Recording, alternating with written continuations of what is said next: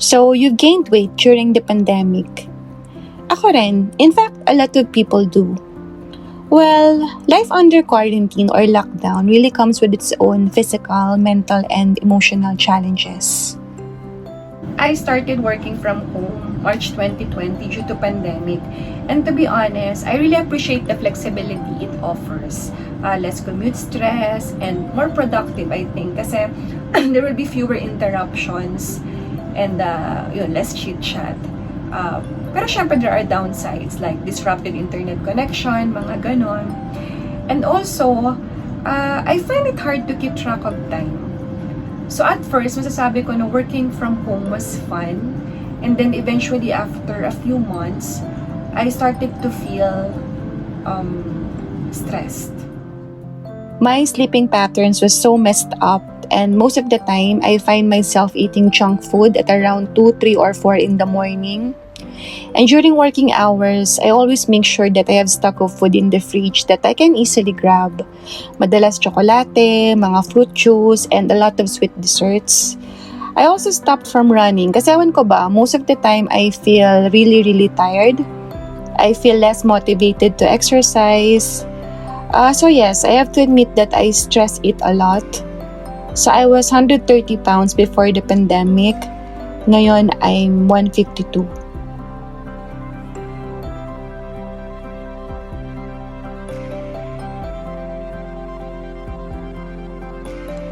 I had mixed emotions returning to the workplace. Excited kasi it's nice to re-enter the world of seeing people again in person.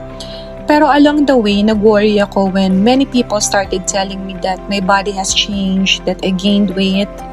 And to be honest, seeing and feeling your body change can be truly distressing.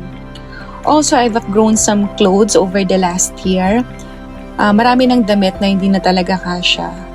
So alam mo yun, I've started blaming myself for turning to food as a way of coping with stress. And I had range of emotions from anger to sadness to embarrassment. I remember before the pandemic, I'm into LCIF, o yung tinatawag na low carb intermittent fasting. I also do daily brisk walk, I love running, I enjoy working out. So, ayun, gusto ko talagang makabalik dun to my old self, yung happy and healthy self. Pero ayun nga, madali siyang sabihin. Pero, medyo mahirap siyang gawin.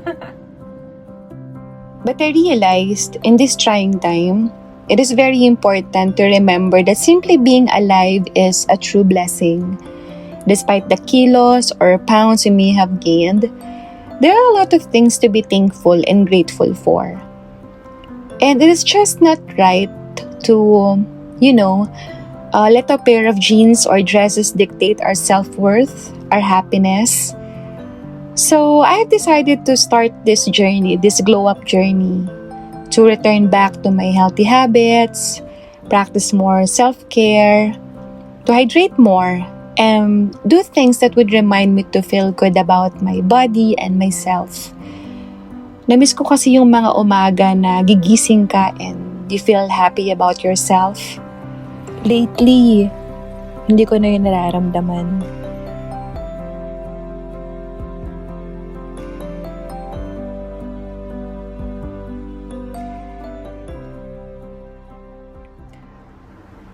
So what I did, I started again to create daily routine. I plan my meals.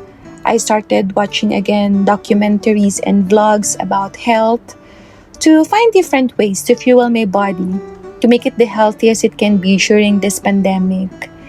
And also, I am working on how to manage stress by practicing again mindfulness meditation and setting a regular time for prayer. Keep the good habits and ditch the bad. Well, easier said than done. Pero mahirap. It's really hard to stay away from the bad habits na nakasanayan mo na over the year.